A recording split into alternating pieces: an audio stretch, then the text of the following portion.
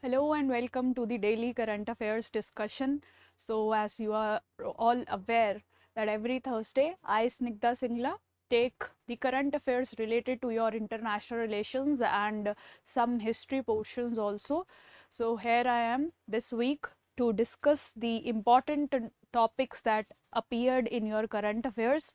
You might be witnessing repeated articles on UN and UN's important organ, that is UNSC, right? Again and again this is coming in news for this since the past week. So what are these bodies all about and what are the issues that are there in news that we'll try to discuss. Also related to this issue is these two groupings, they are also in news related to the similar issues and a similar discussion. So we'll try to cover all these important topics today in this discussion, right? Good afternoon everyone who is joining us now. Let's begin the discussion, right?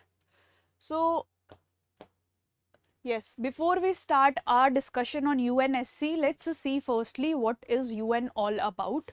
Why do we, why the United Nations is very important, how it came into being, and what are the roles and function it is performing now, right?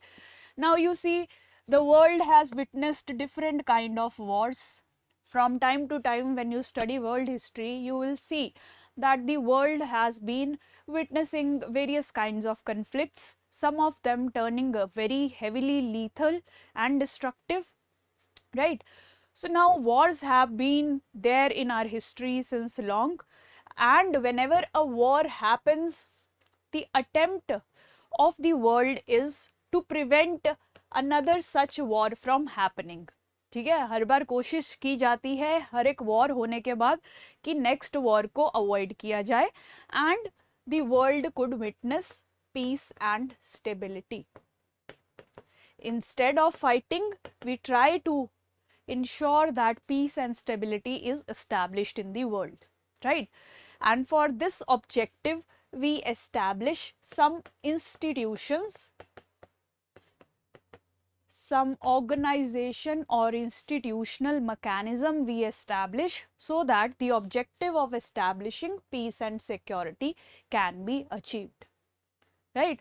So that is why you see World War I happened. We will not go very much far in the history. We'll just restrict ourselves to this 20th century. In this 20th century, we have witnessed the World War I, the great destructive war, right?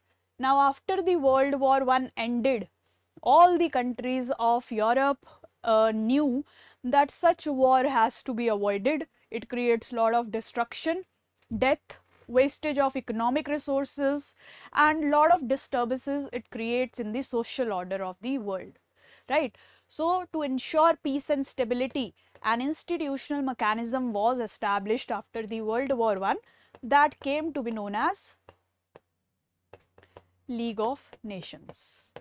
That came to be known as League of Nations, established in 1921 post the World War I with the objective to maintain peace and stability in the world, right?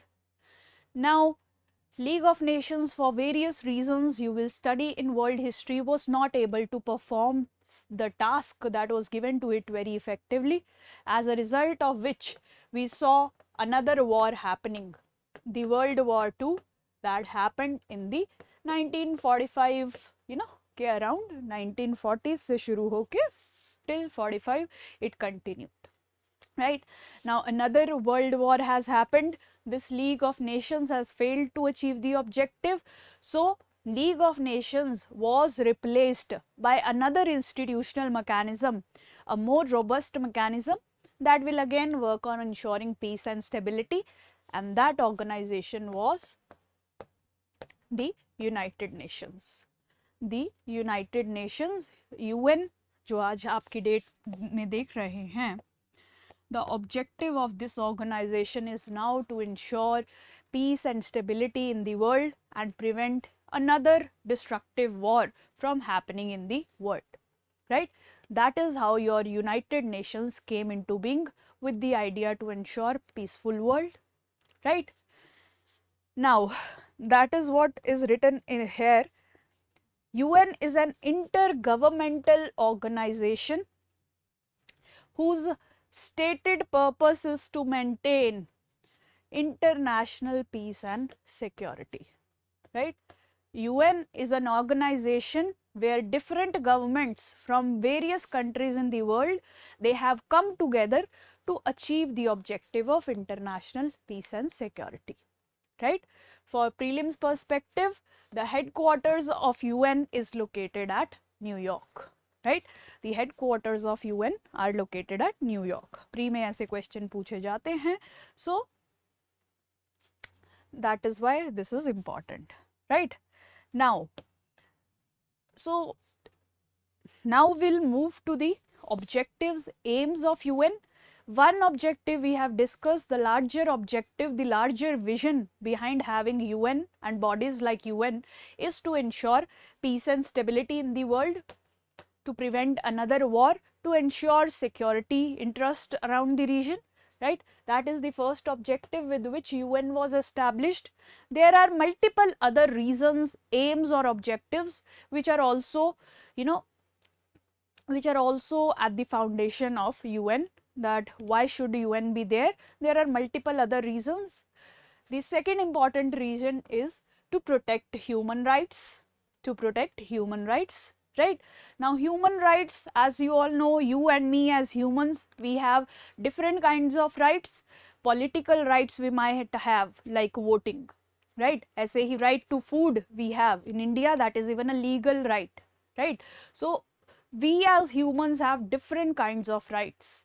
Now to ensure that each human in the entire world is able to enjoy those human rights, this UN is also functioning to ensure, protect such human rights of the entire world population, right? So UN has the second important aim and objective of protecting the human rights. Now someone is saying, Saba Malik, please provide PDF.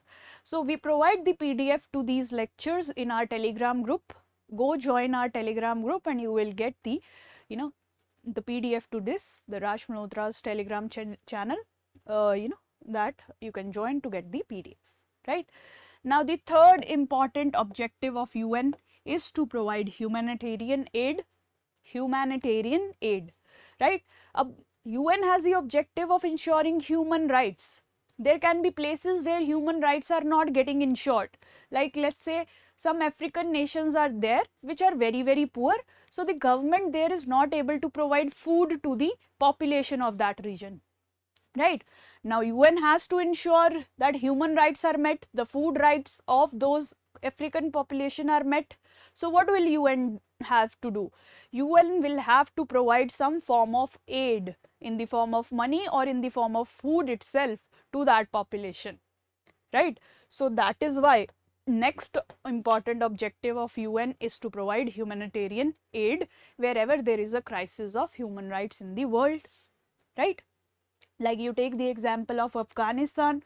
Now since Taliban government had taken power over Afghanistan, the people of Afghanistan suffered from different kind of food grain shortages. Wheat, food grains वगैरह जो हैं वो नहीं अफगानी population के पास पहुंच पा रहे थे. So at that time UN and UN related agencies, they took up this task of providing those wheat grains to the Afghani population, right? That is how UN is involved in ensuring humanitarian aid to the population of the world, right? That is the next important objective. Now after that, UN has also the objective of ensuring sustainable development. Sustainable development, that means ensuring that wherever the countries are operating, however they are operating, they take care of the future needs and demands of the populations of their country, right? ऐसा नहीं होना चाहिए कि you are blindly using the resources, the limited resources that are available with you, right? You should be able to ensure that your future generations, they are also able to enjoy such resources, right? For example, let's say water is a resource, right? Now, as a person today, if we keep using water, polluting water, dumping waste into water, dumping industrial waste into water, dumping our household waste into water, we might reach a situation where water is no longer available for consumption, right? You have already seen such scenarios in Bangalore, in South Africa, Cape Town, in Shimla. Long lanes of people were there who were standing there with their buckets to get some quantity of water, right? So water is a resource. If we do not use it wisely, we do not recycle it, we do not ensure pollution free waters and rivers and oceans, then we might reach a situation where we do not have water to use for our future generation. That is a situation that we would like to avoid. That is where sustainable development comes into picture, which takes care of the needs of future generations, right? Using the resources wisely, wise use of resource, wise and responsible use of resources need to be there. And this objective is also ensured by UN, that around the world, if countries they are involved in exploiting any kind of resources, there should be an element of sustainability in use of any kind of resources. So that objective is also undertaken by UN. Finally, you see, since UN is a global international body, a multilateral body where all the majority of the countries of the world are a party, right? So UN makes lot of laws also to regulate the conduct of all these countries, right? So उन laws को implement करना, uphold करना is also a role that is performed by UN. That whatever laws are there in the world, in the entire globe, to ensure rule of law, rule of law की term की जो आप बात करते हैं, that everyone should operate according to the laws that have been established by the international community, that should be ensured, that should be upheld. That is what is also being ensured by the UN. That is also being ensured by the UN, right? So these are all the important objectives that your UN is performing, right?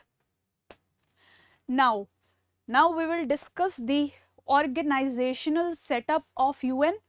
The organizational setup of UN. That what are the bodies, the institutions that are established under UN. Right.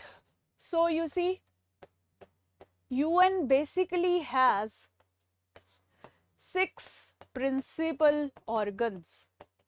6 principal organs.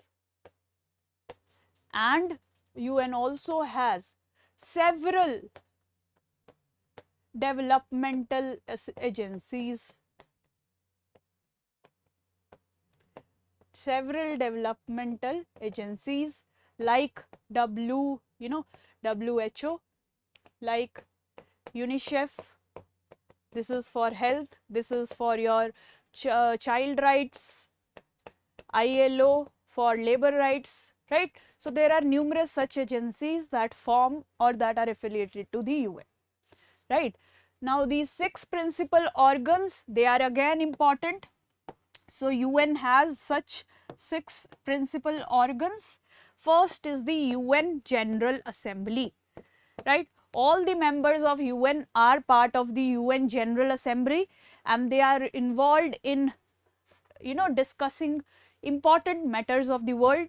आपका climate change का issue है, refugee crisis का issue है, or there is any issue that is there in the world that needs entire world's attention, those are discussed in UN General Assembly, right? And it can recommend various measures on those issues कि कैसे आप climate change को prevent कर सकते हैं. It will give some ABCD recommendations. How can you alleviate poverty from the nations?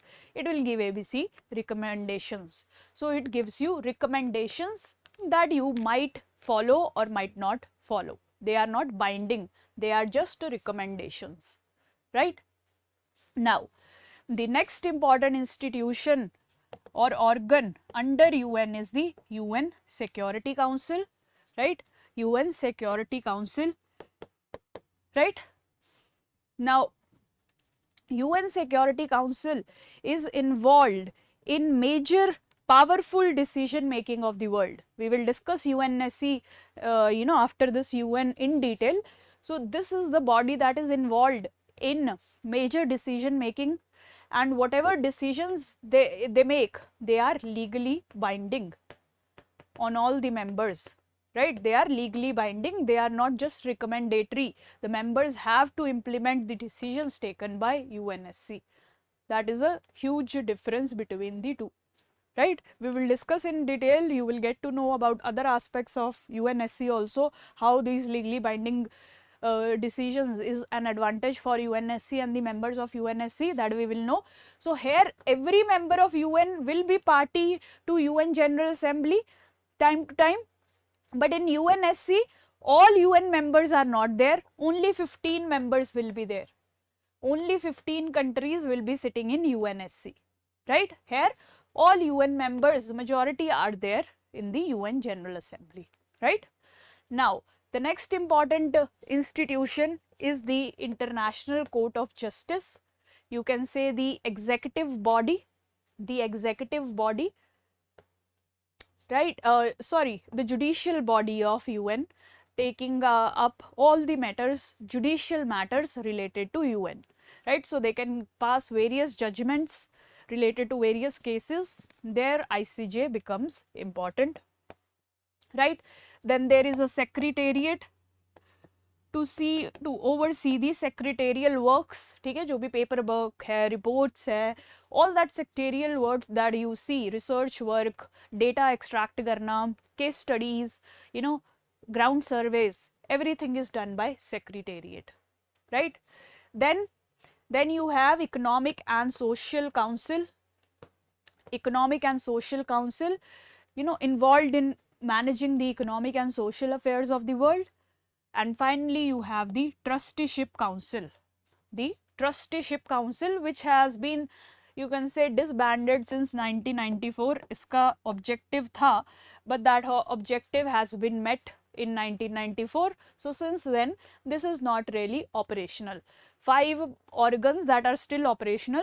वैसे UN has 6 organs, but 5 are currently operational, working on the ground, right? So these are the important bodies and organs of UN. ठीक है, अब समझ आ रहा है कि how WHO related है, agency है, वर्ल्ड UN डेवलपमेंट ग्रुप में आता है, UN एजेंसीज में आता है. So this is the difference. UN has agencies, UN has 6 principal organs. These are the principal organs, and you can see various agencies working with UN on the developmental sphere, right?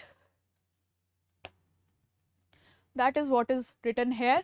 It has 6 principal organs, and after that it has some agencies that are working on various issues. It can be child rights, it can be labor rights in the form of ILO, it can be preservation of our cultural wealth by UNESCO, or ensuring food security in the world via World Food Program, right? Ensuring the health security of the world population by World Health Organization, right? So this is the entire structure of UN. Now we will discuss UNSC, very important topic which is repeatedly in news, and a question on this UNSC is highly expected in your subjective examinations, UPSC, state, PCS, or any other subjective examination that you see, right?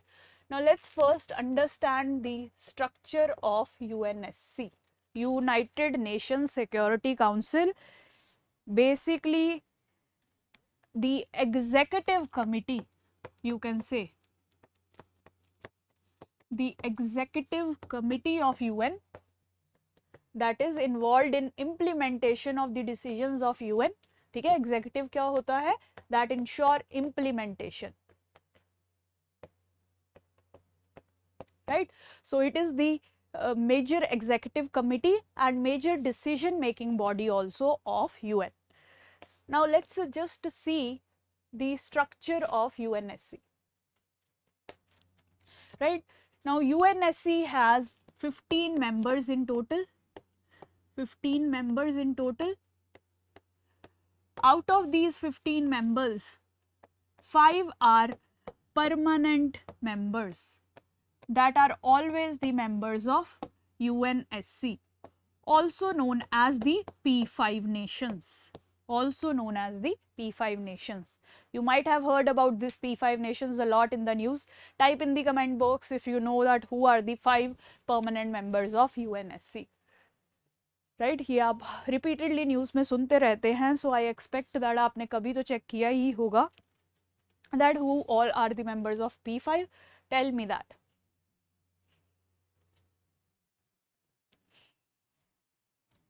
Everyone type in the comment box, whoever, wherever you are aware, tell me what countries, which countries are the 5 permanent members of UNSC.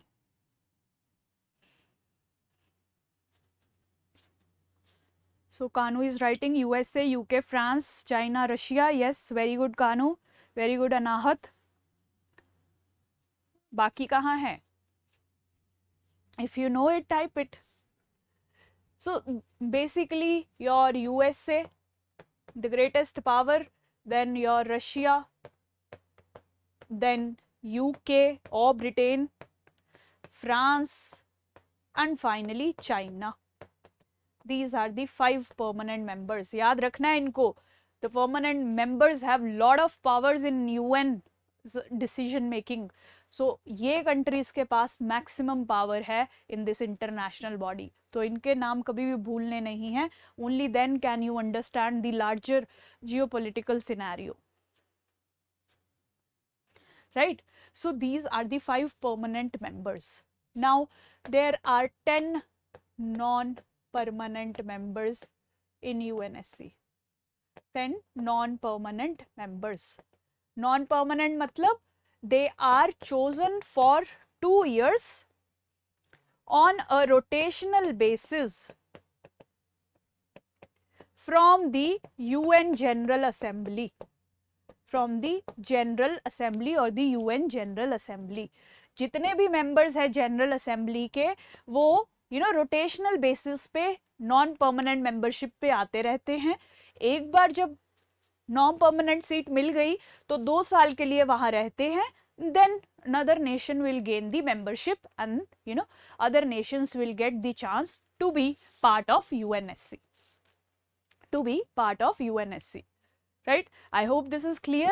There are 15 total members, 5 permanent who are always the member of UNSC, 10 members who are there for 2 years and then they are replaced by other members from the General Assembly.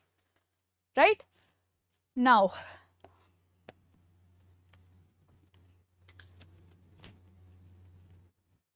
see the real strategic game that is important to understand here.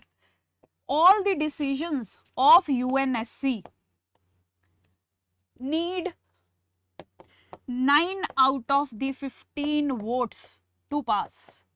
UNSC में अगर कोई भी decision लिया जा रहा है, 9 out of the total 15 members should agree to that decision, right? 9 votes should be in favor of the issue that is under discussion, right? Then only that will become a reality, that decision will be implemented. It is an executive body, it has to implement some decisions, but only those decisions will be implemented where at least 9 votes are there out of 15, right? Now here is the catch. Just getting these 9 votes is not sufficient because these 5 members also have the veto power. The veto power. So your US, Russia, France, UK and China, everyone has this one veto power, right? Even if there are 15 members who are saying that such a decision should be passed, even if one of the country uses this veto power, also known as the negative vote, rejects that decision, let's say, then that decision could not be passed or implemented in the United Nations Security Council, right? Okay. This veto power is a huge power that is enjoyed by these permanent 5 members of UNSC, right? अब आप देखिए कि कोई भी important, all the important decisions of UN are taken by UNSC, right? And there, these 5 members, they have this veto power. That means without their permission, without the permission of these 5 nations, you cannot pass any decision in the UN. If they decide to use their veto, your decisions will get halted. You will not be able to implement the proposals, resolutions that you want to pass, because one of these countries will use veto, right? For example, let's take an example. Terrorism is a threat all around the world, right? And there are some personalities who are a grave threat to the entire world, right? One such example is, very famous example, Masood Azhar. Masood Azhar, the head of the terrorist organization Jaish-e-Mohammed, right? Jaish-e-Mohammed.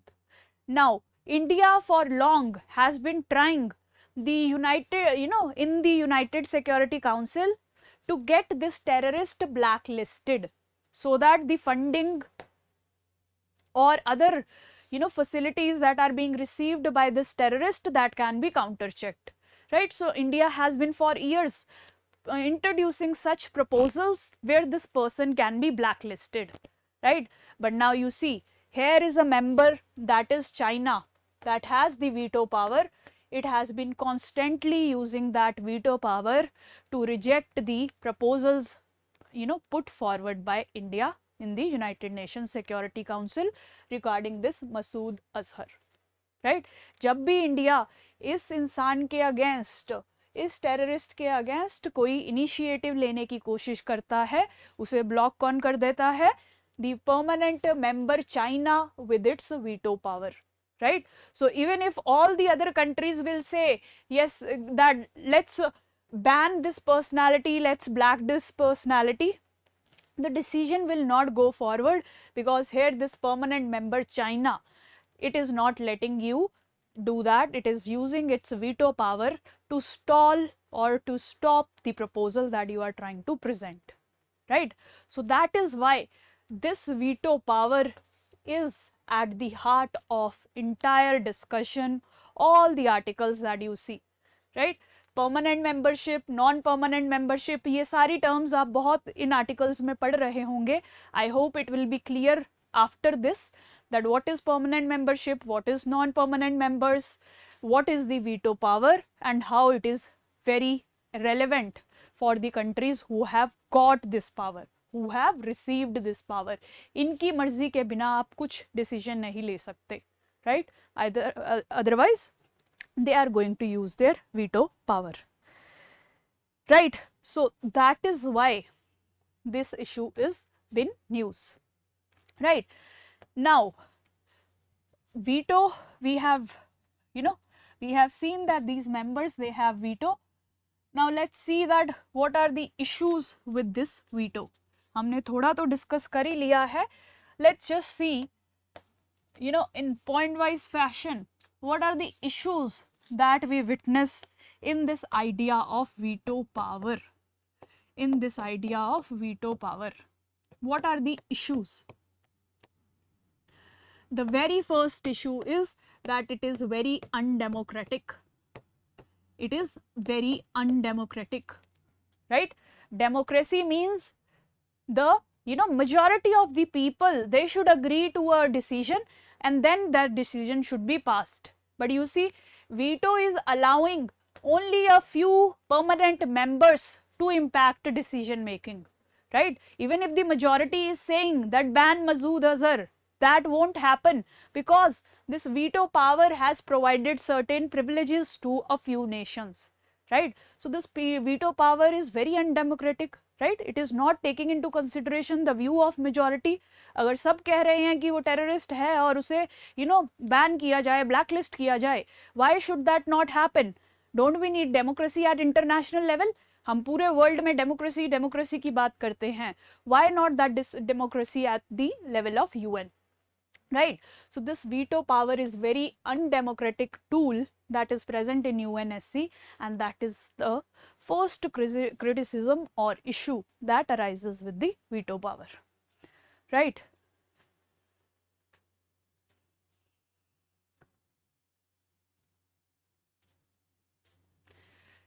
Right? So that is how first आपको questions भी इसी पे आएंगे that discuss the issues involved around veto power and how can India, what can India do. So इसीलिए ये बहुत important है. ये points आप अपने पास लिख के रखिए. You need to mention these in your answers. Second issue is, see, जिन लोगों के पास the members, the P5 members who have the veto power, do you think that they will allow any discussion or decision to happen that is not in their own interest? Right? So if there is any resolution that is presented in the UN which is not in the interest of the P5 members, any of the P5 member, then that decision would not be passed. So that means veto is helping these P5 members to ensure their self-interest, right, on the international level, right? It is helping these permanent members to ensure their self-interest, right? For example, let's say in UN currently, Russia-Ukraine war is going on. Let's say that UNSC decides that we need to counter check Russia. We will impose some sanctions on Russia, very strict sanctions on Russia. They present this proposal in UNSC. All the members, let's say, vote in favor of that. But do you think Russia will let that happen? No. Russia will use its veto power and stop any such resolution from getting passed in the UNSC, right? So it will ensure its self-interest. It will not use it for the world peace and stability. Rather, it will use it for self-interest. In the similar fashion, not just Russia is not the only culprit. You see the Western countries. Israel has been, using violent means against Palestine. Palestine भी कहा जाता है उसको, Palestine भी कहा जाता है, has been using violent means against Palestine. But the Western countries have not allowed any resolution to get passed in UNSC that criticizes Israel or that stops Israel from undertaking any such violent actions, right? So these countries, the P5 countries, they ensure their self-interest, their political, their geopolitical self-interest when they are presented with this veto power. Right? So that is again a issue. UN is meant for universal, UN का purpose क्या है? सब world की population की आप peace, stability, human rights ensure कर सकें. But here these countries they are working just for themself. Then how is this veto justified? Veto is a tool of UN. UN का objective है peace and stability of all, but here they are using this tool to ensure self interest. So that is why veto power is an problematic proposition or facility available in UN and UNSC. Right? Now, third issue is the permanent 5 members, they never let criticism of their own actions. Right? They will not allow any such resolution or proposal that criticizes their own action. Right? अगर आपने UNSC में ऐसा कोई proposal डाला है where you just want to show your dissatisfaction with any country's move, so that will not be allowed by the permanent 5 members. Let's take an example again. For example, in 2014, Russia annexed Crimea, however you want to call it. Russia annexed Crimea, right? Now, Russia will not allow any proposal to criticize Russia for this annexation to be passed or introduced in UNSC, right? Kyunki Russia says that we have not annexed it, Crimea has been our part, we are retaking our part. They will use their veto power if you try to introduce a proposal that criticizes Russia on the Crimea matter, right? So they are misusing, again, P5 countries are misusing this veto power to prevent any criticism, against them. It is said that Russia has almost used the veto power 120 times, more than any other country. You know, इसका मतलब ये नहीं है कि Russia ही दोषी है. China has used, US has used, different countries of the P5 membership, they have used for their own interest at different times. So this is a very undemocratic tool. That is why we are asking for changes, right? So now you see, when veto power is used by these members on critical issues, how do you expect the UN to work effectively? That means the availability of veto power becomes a major cause of UN's ineffectiveness. A major cause of UN ineffectiveness. अब देखिए UN terrorism पे कुछ नहीं कर पा रहा है. क्यों? One reason is China is not letting these big terrorists getting blacklisted.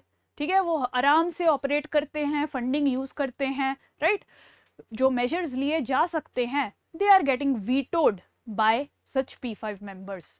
So that is why UN is turning out to be an ineffective institution, because the veto power is working in the interest of few countries and not in the interest of entire world. That is why UN is ineffective in ensuring its own objective, right? So that is again an issue, right? Finally, your veto is criticized for being a old, for representing old systems, right? Instrument that belongs to the past.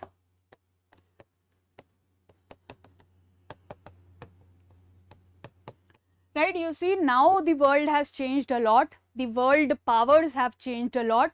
Now India is emerging as a great power. Now Germany in Europe is a great power. World War II के बाद तो Germany बहुत dilapidate हो गया था. It did not have that say. But now Germany has great say. Japan is a great power. India is a great power. So why not these members also have some permanent seat or veto power in UN?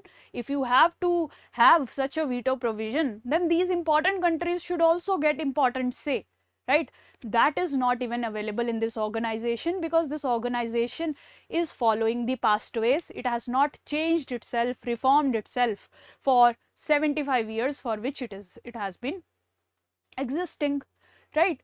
That is why also Indian Prime Minister, you will see Mr. Modi, he has reiterated this point many times that we need to bring reforms in the UN, because it's an institution of past. It has tools and mechanism that suited the times in which it was existed. 1945 में ठीक है, ये major powers होंगी, आपने veto दे दिया, ठीक है. But now the world works on democratic lines. There are countries which have grown in power, like India, Japan, Germany. There are countries who are not at all represented in this UN organization, UN Security Council permanent membership. आप देखिए, Africa में से कोई भी nation नहीं है, right? और सारे continents में फिर भी there are people that are there in this UNSC, but from Africa you do not see any membership. How is then such a tool justified? How is such an institution can operate if it has to work according to the older times, right? So veto is also a representation of past, and we need to upgrade it, change it to the required levels, right? So that is what covers all the issues of veto.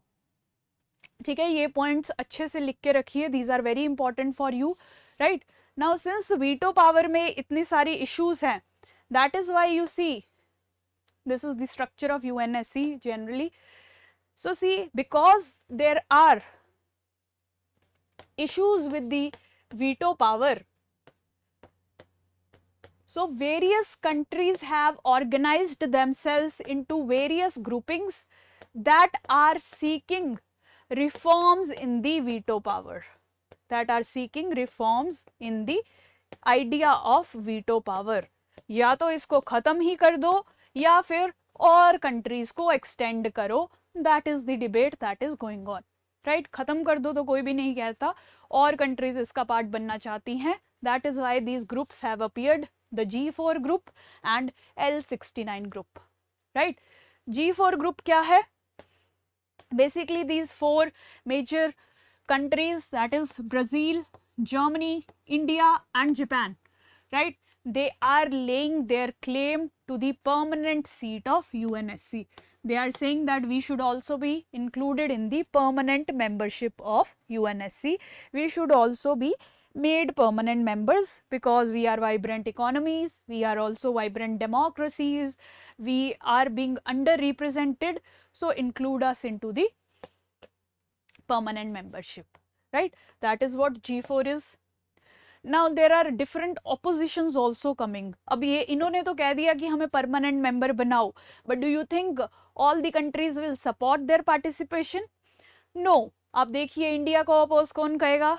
Obvious, Pakistan. Japan को oppose करता है China, right. Then Germany को oppose किया जाता है other European countries से, right. ऐसे ही ब्राज़ील को अपोज करती हैं the other Latin American countries, right. So there are various groups also that have been emerged, like uniting for consensus is a group, a movement that has emerged that opposes entry of any G4 member into the permanent membership. ठीक है, जितने भी लोगों को problem है ये 4 members में से किसी भी एक की परमानेंट सीट होने से, वो सब ने मिलके ये ग्रुप बना लिया है. तो आप देखेंगे यहाँ पे पाकिस्तान होगा, यहाँ पे इटली होगा यूरोप से, another important country that does not want Germany to enter into permanent membership. So ऐसी बहुत सारी कंट्री जिनके इंटरेस्ट इफेक्ट हो रहे हैं, they have formed this uniting for consensus now to oppose any changes into the permanent membership, right? So these are the oppositions that are being witnessed, right? Now L19 is another grouping.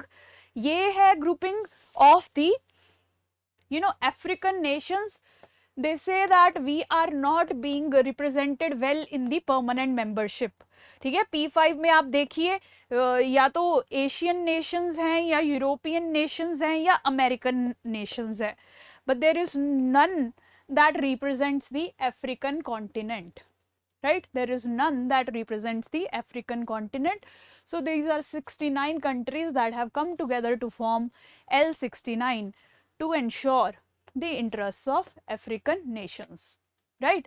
So this is broadly all about your UNSC, permanent members, non-permanent members, the veto power, right? I hope now it's clear. Now you will be able to better understand the articles that are there in the news, right?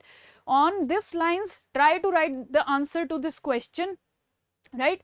It might appear little difficult. Yes, this question is on the difficult side because it has been framed from the perspective of, difficult competitive examinations like UPSC. There you do not get straightforward questions. You have to interpret the question well first, understand the question well to be able to write it, right? So try to read it, try to reread it and try to address every part of this question and post it on our website. You will get adequate feedback on that, right? Thank you so much for joining. If you have any doubts, post it in the comment box. Thank you so much for joining.